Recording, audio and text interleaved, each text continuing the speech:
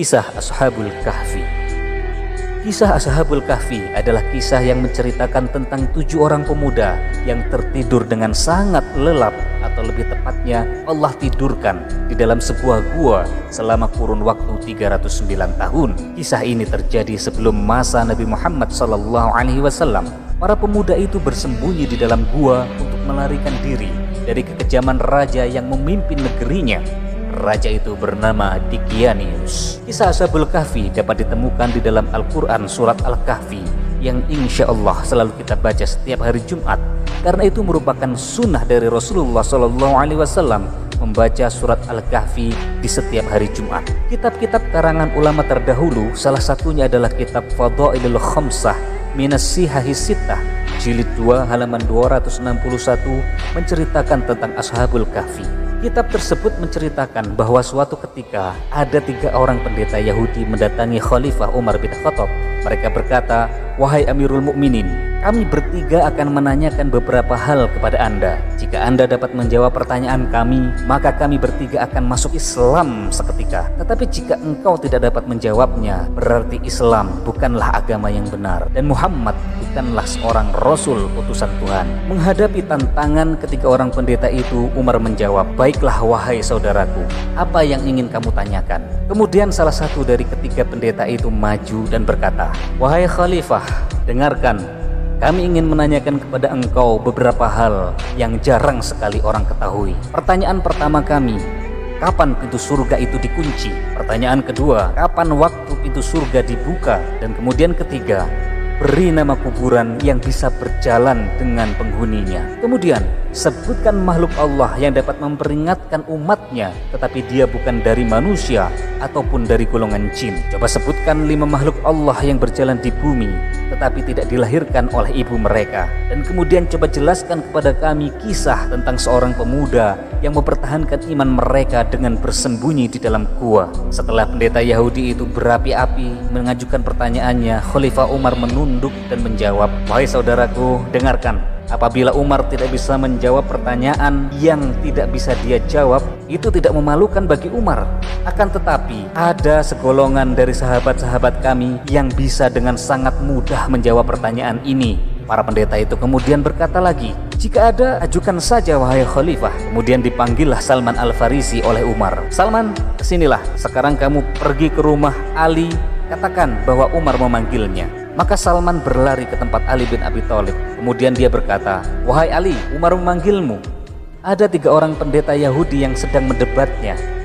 Mendengar itu, Ali langsung beranjak pergi ke tempat Umar bin Khattab yang waktu itu masih bersama 3 orang pendeta tadi. Ali berkata, "Wahai Amirul Mukminin, apakah ada tugas untuk saya?" Kemudian Umar menjawab, "Wahai Ali, 3 pendeta ini menanyakan beberapa hal. Jika kita dapat menjawab, mereka akan masuk Islam seketika. Tetapi jika kita tidak dapat menjawab, jangan katakan bahwa Muhammad adalah seorang Rasul dan Islam adalah agama yang benar." Ali terdiam dan kemudian melihat ke arah 3 orang pendeta tadi. "Wahai saudaraku, coba ulangi lagi pertanyaan kalian." Maka majulah pendeta yang bertanya kepada Umar tadi, "Wahai Ali, kami memiliki beberapa pertanyaan yang akan kami ajukan. Sebaiknya engkau langsung saja menjawab setiap pertanyaan yang kami ajukan kepadamu. Pertanyaan pertama, kapankah pintu surga dikunci oleh Allah?" Ali bin Abi Thalib kemudian menjawab, "Syirik kepada Allah. Jika kalian mempersekutukan Allah dengan apapun, maka seluruh amalan kalian tidak akan naik ke langit. Itulah maknanya langit terkunci, surga terkunci." Pertanyaan kedua, kapankah pintu surga akan dibuka oleh Allah? Ali menjawab, pintu surga akan dibuka dengan kalimat La ilaha illallah Muhammadur Rasulullah. Pintu surga dibuka dengan kalimat syahadat. Dengan 2 kalimat syahadat yang diucapkan, maka seluruh dosa di masa lampau akan dihapuskan oleh Allah Subhanahu wa ta'ala. Pendeta kemudian bertanya lagi, "Wahai Ali, coba engkau sebutkan kuburan yang bisa berjalan bersama penghuninya." Maka kata Ali, "Yang kalian tanyakan adalah Yunus bin Matta atau Nabi Yunus alaihissalam yang berada di dalam perut ikan. Ia dibawa jalan ke 7 samudera selama 40 hari. Itulah kubur yang berjalan bersama penghuninya." Ketika pendeta itu pun terkaget dengan jawaban Ali yang sangat cerdas. Pendeta berkata, "Baiklah Ali, engkau benar. Kemudian Ali, coba engkau sebutkan makhluk Allah yang bisa memberi peringatan kepada kaumnya, tetapi dia bukan manusia dan bukan pula jin. Kemudian Ali menjawab, ketika Nabi Sulaiman dan bala tentaranya sampai di lembah semut, terdapat seekor semut yang memimpin kawan-kawannya. Wahai para semut, masuklah kalian ke dalam sarang-sarang kalian, karena nanti kalian akan terinjak oleh Sulaiman dan bala tentaranya apabila tetap di luar. Inilah makhluk Allah yang bisa memberi nasihat kepada kaumnya, tetapi dia bukan manusia, bukan pula jin. Para pendeta itu kemudian menggeleng-gelengkan kepalanya, keheranan dan takjub mendengar jawaban Ali. Kemudian dia berkata lagi, wahai Ali, coba engkau sebutkan 5 makhluk Allah yang berjalan di muka bumi, akan tetapi mereka ini tidak dilahirkan oleh induknya sebagaimana mestinya. Kemudian Ali menjawab, yang pertama Nabi Adam alaihissalam, kemudian Ibunda Hawa atau Siti Hawa, yang ketiga unta Nabi Saleh, yang keempat tongkat Nabi Musa yang kemudian berubah menjadi ular, kemudian kambing pengganti Nabi Ismail alaihissalam. Kelimanya tidak memiliki induk, atau dalam kata lain tidak dilahirkan dari sebuah induk atau seekor induk atau seorang induk sebagaimana makhluk lain mestinya. Setelah itu, 2 dari ketiga pendeta tadi mengucapkan 2 kalimat syahadat, mengakui bahwasanya Islam adalah agama yang benar. Asyhadu an la ilaha illallah wa asyhadu anna Muhammadar Rasulullah. Sekarang tersisa 1 orang pendeta yang enggan masuk Islam. Kemudian dia berkata, tunggu dulu wahai Ali, 2 kawanku memang sudah masuk Islam, akan tetapi aku masih memiliki 1 pertanyaan lagi yang mungkin saja tidak bisa engkau jawab. Coba engkau ceritakan kepada kami kisah tentang para pemuda yang bersembunyi di dalam gua untuk mempertahankan iman mereka. Ali menjawab, baiklah, akan aku terangkan seperti apa yang ada di dalam Al-Quran. Pendeta itu kemudian menyela, kalau dari Al-Quran kami sudah mendengarnya, kami ingin engkau detil menerangkannya seperti yang disampaikan oleh Rasulullah kepadamu. Maka Ali menjawab, baiklah wahai saudara-saudaraku, sekarang benarkanlah duduk kalian. Duduklah yang baik dan mulailah bertanya pertanyaan apapun yang ingin kalian tanyakan. Pendeta itu kemudian berkata, wahai Ali, kalau engkau memang tahu, katakanlah kepadaku nama-nama mereka. Siapa nama rajanya? Siapa nama anjingnya? Apa nama gunungnya? Apa nama gua? Dan kisah mereka dari awal sampai akhir ceritakanlah kepadaku. Mendengar pertanyaan terakhir yang diajukan ini, Imam Ali kemudian merapikan posisi duduknya. Beliau mengangkat kedua lututnya dan kemudian dililitnya dengan surban supaya tidak bergeser. Beliau menarik nafas dalam, kemudian tersenyum dan menjawab satu persatu pertanyaan seputar Ashabul Kahfi. Sebelum melanjutkan kisah ini, mari kita dukung channel teman bercerita ini untuk semakin berkembang dengan cara mensubscribe dan menyalakan tombol loncengnya. Tekan tombol like dan silakan share video ini supaya banyak yang tahu tentang kisah ini dan supaya kisah ini tidak berhenti kepada kalian. Semoga yang kalian lakukan dinilai pahala oleh Allah Subhanahu wa taala karena membantu mensyiarkan kisah Islami pada masyarakat Indonesia dan juga dunia. Amin. Sayyidina Ali radhiyallahu anhu dengan tersenyum santun menjawab pertanyaan pendeta itu tadi. Beliau berkata, kekasihku Muhammad sallallahu alaihi wasallam pernah menceritakan kepadaku bahwa di daerah Romawi terdapat sebuah kota bernama Afsus yang juga dinamakan Turtus. Nama kota itu di zaman jahiliyah adalah Afsus. Kemudian ketika Islam datang dinamakan Turtus. Mereka mempunyai seorang raja yang solih. Beberapa waktu kemudian raja itu wafat, lalu tersebar berita kematiannya, sehingga seorang raja dari Persia yang bernama Dikyanus mendengar berita tersebut. Dikyanus adalah raja yang sangat zalim dan kafir. Ia datang bersama bala tentara ke kota Afsus dan menjadikannya sebagai kerajaan. Ia membangun sebuah istana sangat megah di sana. Pendeta Yahudi yang bertanya itu kemudian memberi isyarat kepada Ali untuk menghentikan penjelasannya. Wahai Ali, jelaskan kepadaku tentang istana itu beserta ruangan-ruangannya secara lengkap. Ali bin Abi Thalib segera menjawabnya. Raja itu membangun istana dari bahan marmer, panjangnya 1 farsah, lebarnya 1 farsah. 1 farsah itu setara dengan 5-6 km. Di dalamnya terdapat 4.000 pilar yang terbuat dari emas dan terdapat 1.000 lampu emas. Lantainya dari bahan suasa, yaitu logam yang berisikan campuran antara emas dengan tembaga. Setiap malam diisi dengan minyak wangi yang sangat harum. Istana itu dijaga dengan sangat ketat oleh para pengawal. Di sisi timur diisi dengan 180 kekuatan, di sisi barat 180 kekuatan.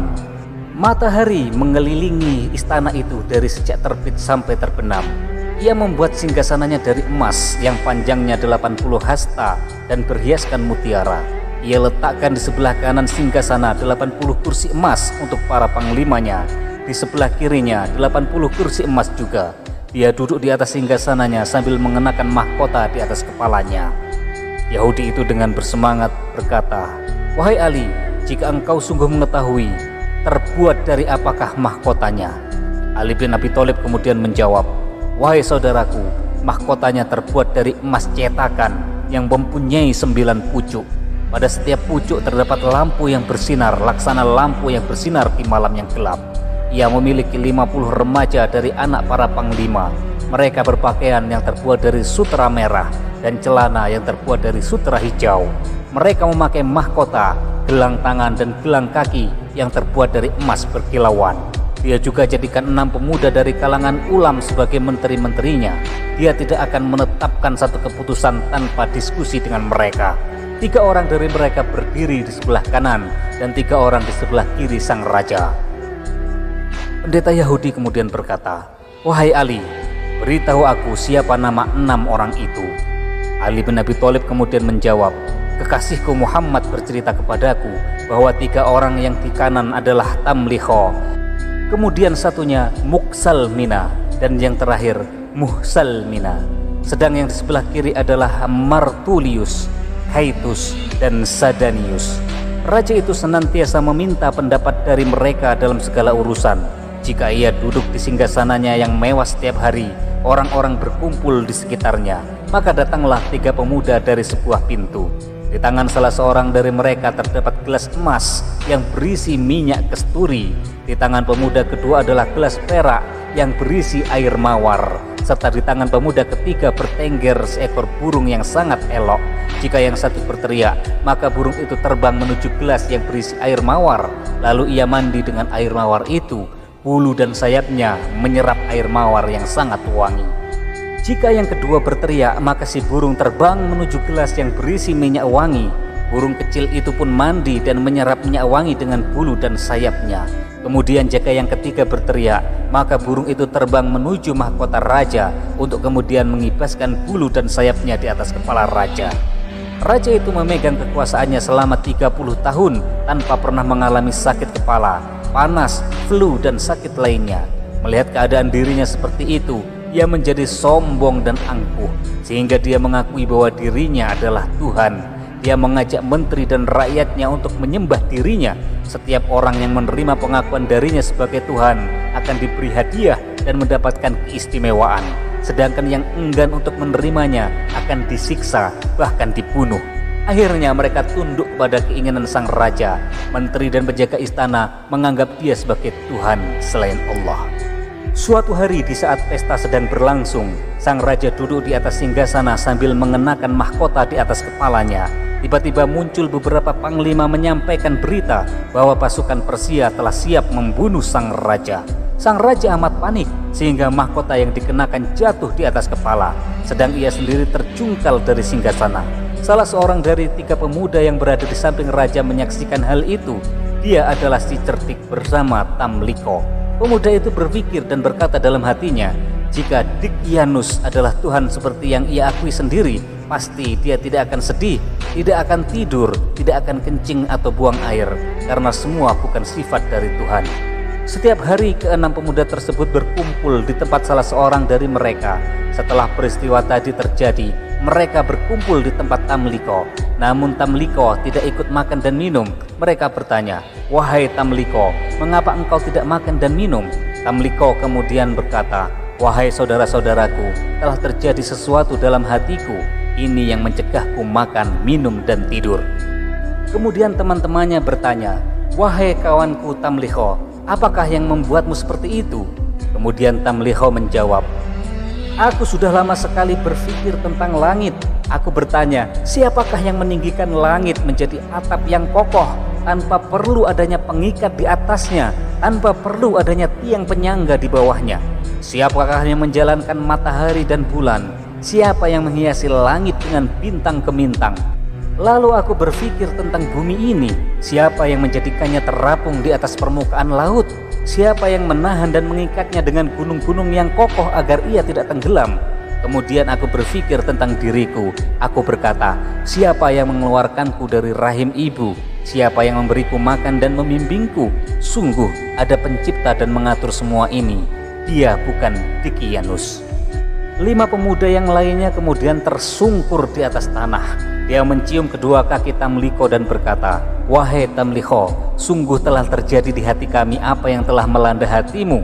Berilah kami petunjuknya, wahai saudaraku. Tamliko kemudian menjawab, wahai saudara-saudaraku, aku tidak mendapatkan jalan untukku dan untuk kalian selain lari dari penguasa zalim menuju penguasa langit dan bumi. Mereka kemudian berkata, pendapat yang benar adalah pendapatmu, wahai saudaraku. Tamliko kemudian bangkit, membeli kurma dengan uang 3 dirham, lalu menyimpannya di dalam selendang. Mereka naik kuda dan pergi keluar kota. Setelah berjalan sejauh 3 mil dari kota, Tamliko berkata, wahai saudaraku, telah hilang dari kita raja dunia dan kekuasaannya. Turunlah dari kuda dan berjalanlah. Semoga Allah memudahkan urusan kalian dan memberikan jalan keluar kepada kita. Mereka pun turun dari kuda dan berjalan kaki sejauh 7 farsah sampai kaki mereka berdarah karena tidak terbiasa. Tiba-tiba saja seorang penggembala menghampiri mereka. Tamliko bertanya, wahai penggembala, apakah engkau memiliki seteguk air ataukah susu? Aku punya apa yang kalian inginkan, tetapi aku lihat wajah kalian adalah wajah-wajah para raja. Menurutku kalian melarikan diri. Ceritakanlah pengalaman kalian kepadaku. Kemudian mereka bercerita, kami memeluk agama yang melarang berbohong. Apakah kejujuran akan membuat kami selamat? Maka mereka pun menceritakan apa yang mereka alami. Si penggembala langsung tersungkur mencium kaki mereka sambil berkata, sungguh terjadi di hatiku apa yang terjadi di hati kalian. Si penggembala meminta mereka menunggunya, sementara dia mengembalikan kambing-kambing kepada pemiliknya. Mereka menunggu si penggembala kembali, tetapi kali ini dia kembali dengan diikuti seekor anjing. Ketika para pemuda itu melihat anjing, satu sama lain saling berbicara, kami khawatir anjing ini akan membuka rahasia keberadaan kita dengan gonggongannya. Mereka minta dengan sangat agar si penggembala mengusir anjingnya dengan batu. Anjing itu berwarna hitam pekat, memiliki nama Kitmir. Ketika anjing itu melihat gelagat mereka, anjing itu pun duduk lalu dapat berbicara. Wahai manusia, mengapa kalian hendak mengusirku? Padahal aku bersaksi bahwa tiada Tuhan selain Allah dan tiada sekutu atasnya. Izinkan aku menjaga kalian dari musuh yang akan mengganggu kalian. Aku ingin mendekatkan diri kepada Allah dengan hal itu. Lalu ketujuh pemuda itu pun mengizinkannya. Mereka kemudian melanjutkan perjalanan. Sang penggembala mengajak para pemuda itu untuk menaiki gunung dan bersembunyi di dalam sebuah gua. Orang Yahudi berkata, wahai Ali, apa nama gunung itu dan apa nama gua itu? Ali bin Abi Thalib kemudian menjawab, wahai saudaraku, nama gunung itu adalah Najlus dan nama gua itu adalah Wasit atau Khairam. Ali kemudian melanjutkan ceritanya. Ternyata di dalam gua itu terdapat beberapa pohon yang berbuah dan mata air yang bening. Mereka memakan buah-buahan dan meminum air tersebut. Ketika malam tiba, mereka masuk ke dalam gua, sedangkan anjing itu duduk di pintu gua sambil menjulurkan kedua kaki di depannya.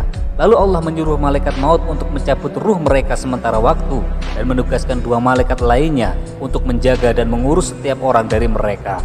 Kedua malaikat itu membolak-balikkan tubuh mereka ke kanan dan ke kiri supaya tidak membusuk. Allah mewahyukan kepada matahari agar pada saat terbit bercondong dari gua mereka ke sebelah kanan dan ketika terbenam menjauhi mereka ke sebelah kiri. Ketika Raja Dicyanus kembali dari upacara, ia bertanya tentang para pemuda di sisinya. Lalu dikatakan padanya bahwa mereka telah meyakini Tuhan selain Dicyanus. Mereka telah keluar dari istana dan melarikan diri darinya. Mendengar hal itu, maka raja pergi dengan 80.000 pasukan berkuda untuk mencari sang pemuda. Sampailah sang raja di sebuah gunung dan ia sendiri yang naik ke atas gunung itu. Kemudian mendekati sebuah gua. Raja melihat para pemuda yang dicari tengah berbaring. Dia yakin para pemuda itu tengah tidur. Kemudian raja itu berkata kepada para anak buahnya, Kalau aku hendak menyiksa mereka, aku tidak akan menyiksa lebih dari mereka menyiksa diri mereka sendiri. Datangkanlah kepadaku para tukang bangunan. Akhirnya mulut gua ditutup dengan batu-batu, dan sang raja berkata, katakanlah kepada mereka agar memohon kepada Tuhan mereka yang berada di langit.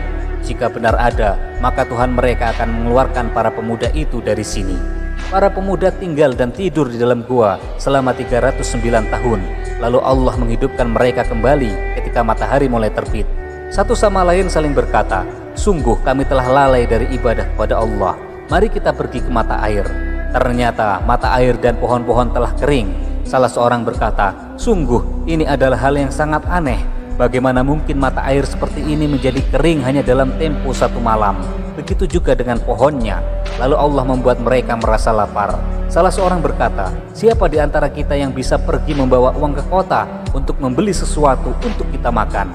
Hendaknya dia teliti, jangan sampai makanan itu bercampur dengan lemak babi, seperti tercantum dalam firman Allah.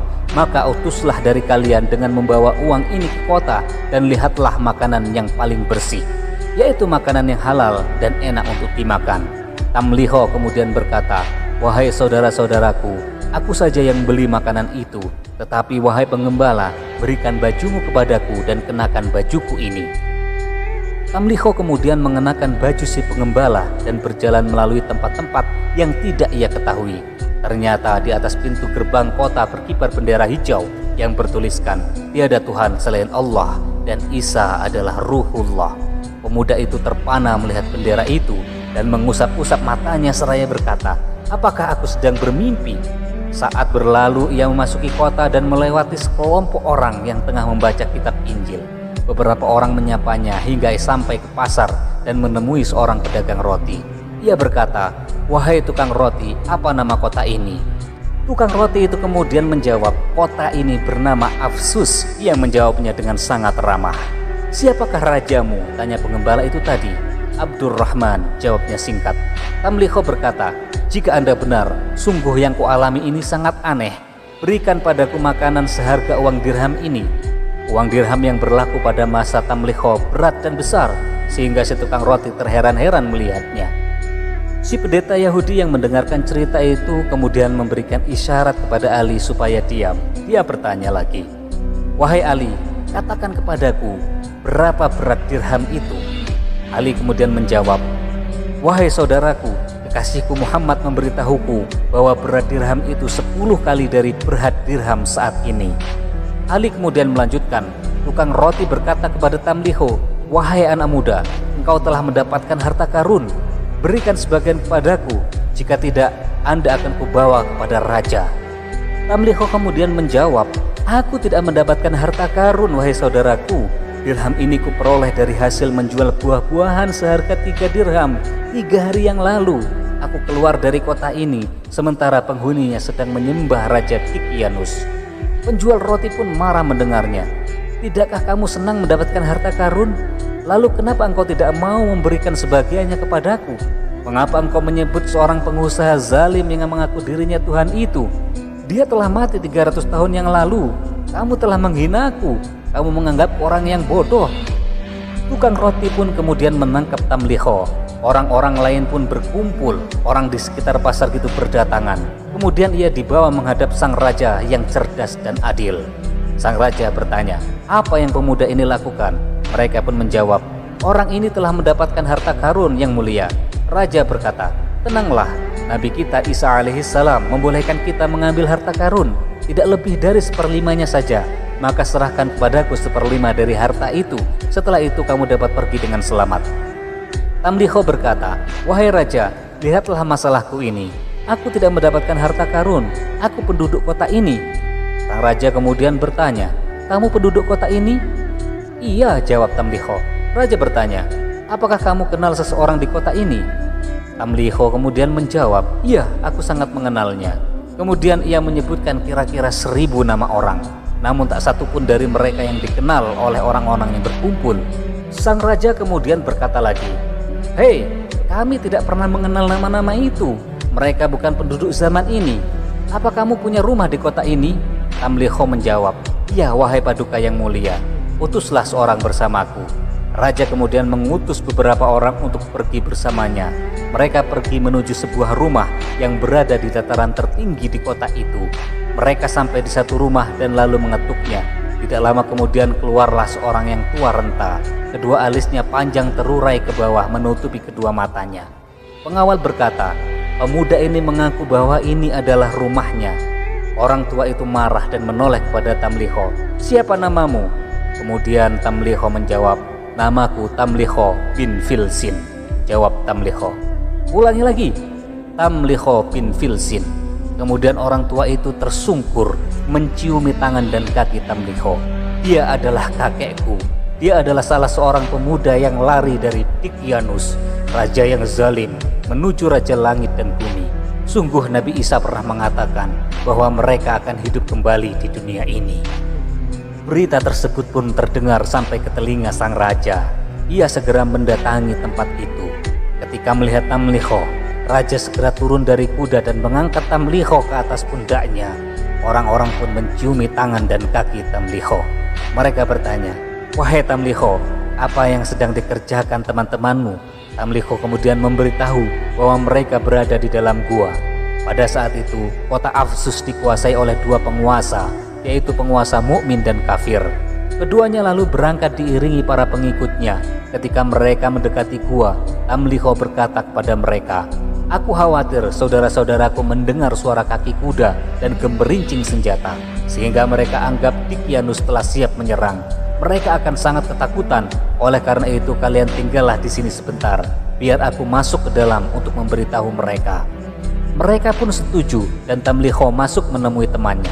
Para pemuda tadi langsung merangkul Tamliho sambil berkata, Alhamdulillah, Allah telah menyelamatkan dirimu dari Dikyanus.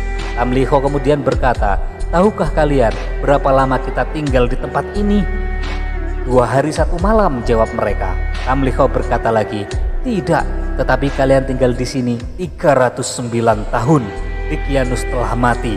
Waktu demi waktu telah berlalu dan kini penduduk kota telah beriman kepada Allah yang Maha Besar. Mereka berkata, wahai Tamliho, kamu ingin kita berbuat fitnah? Kamu ingin kita berbuat keributan atau prahara kepada orang-orang itu? Kemudian Tamliho menjawab, lalu apa yang kalian inginkan? Mereka berkata, angkatlah tanganmu, kami akan mengangkat tangan kami. Mereka semua mengangkat tangan dan berdoa, ya Allah, demi kebenaran yang Engkau tampakkan kepada kami, berupa keanehan dalam diri kami, cabutlah nyawa kami, agar tidak seorang pun mengetahui kami. Allah Subhanahu wa Ta'ala kemudian mengutus malaikat maut untuk mencabut nyawa mereka. Lalu Allah menutup pintu gua. Kedua raja itu tidak sabar menanti. Mereka segera menyusul Tamliho karena lama. Dua penguasa tadi mengelilingi gua selama 7 hari 7 malam, namun tidak menemukan pintu atau lubang pada gua itu. Mereka berdua yakin bahwa itu adalah kebesaran ciptaan Allah yang Maha Mulia dan bahwa keadaan ini merupakan pelajaran penting yang diperlihatkan kepada mereka semua. Penguasa yang beriman berkata, mereka mati atas dasar agamaku dan akan kubangun di atas pintu gua ini sebuah masjid. Sementara penguasa kafir berkata, tidak, mereka mati atas dasar agamaku dan akan kubangun tempat peribadatan. Akhirnya mereka berperang dan penguasa mukmin mengalahkan yang satunya lagi yang dijelaskan Allah, dan berkata orang-orang yang menang akan kami jadikan di atas mereka sebuah masjid. Itulah kisah mereka, wahai pendeta Yahudi. Lalu Imam Ali berkata, aku bertanya kepadamu wahai Yahudi, apakah semua itu sesuai dengan yang ada dalam Taurat kalian? Orang Yahudi itu berkata, Anda tidak menambah dan tidak mengurangi satu kata pun wahai Abul Hasan, wahai ayah Hasan dan Husain. Jangan lagi Anda panggil aku Yahudi. Aku bersaksi tiada Tuhan selain Allah dan Muhammad adalah hamba serta utusan Allah, dan Anda adalah orang yang paling pandai di antara umat Muhammad.